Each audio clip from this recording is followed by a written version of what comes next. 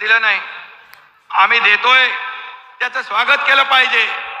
काही लोक म्हणतात ही योजना त्याचे पैसे मिळणार नाही, फक्त निवडणुकीसाठी हे जाहीर केलंय।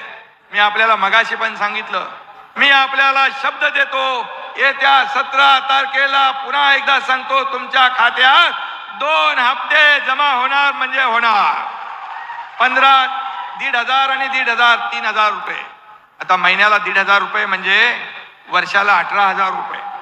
आज काही लोक म्हणतात की या बहिणींना हक्काचे पैसे मिळाले तर आमचं काय होणार?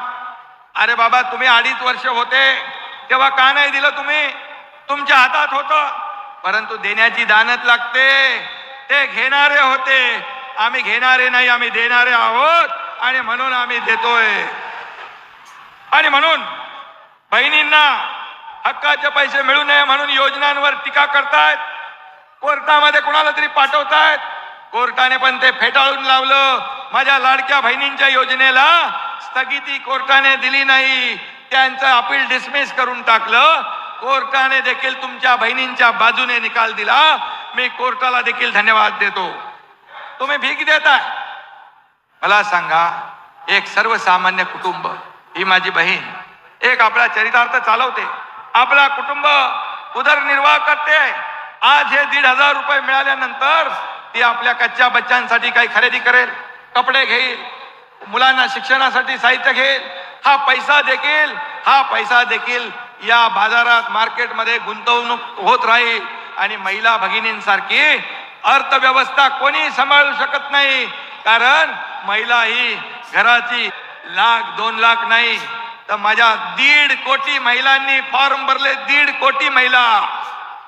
आणि पुढे आणखी जो आपला कालावधी आहे याच्यामध्ये आणखी माझ्या बहिणी फॉर्म भरतील आणि या लाडकी बहीण योजनेचा लाभ घेतील। मी एवढंच सांगतो आपल्याला, पुढच्या महिन्यात जे अर्ज करतील त्यांना 3 महिन्याचे पैसे मिळतील।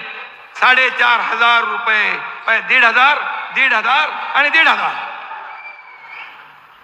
तेव्हा विरोधकांचे डोळे पांढरे होतील। ते जे असं म्हणतात पैसे मिळणार नाही, पैसे मिळणार नाही, पैसे मिळणार नाही, त्यांना चांगल्या तोबाडावर पैसे खात्यात गेल्यावर कळेल। आणि म्हणून मी आपल्याला एवढं सांगतो की या माझ्या लाडक्या बहिणी बऱ्याच उशिरापासून इथं बसल्या, मी त्यांना मनापासून या ठिकाणी धन्यवाद देतो। खरं म्हणजे योजनेचा लाभ पोहोचवण्यासाठी सरकारी अधिकारी, कलेक्टर, विभागीय आयुक्त, प्रांत, तहसीलदार, BDO सगळ्यांनी मेहनत घेतात। आपल्यातला एकही माणूस वंचित राहता कामा नये, आपली एकही बहीण तिथे वंचित राहता कामा नये लाभापासून।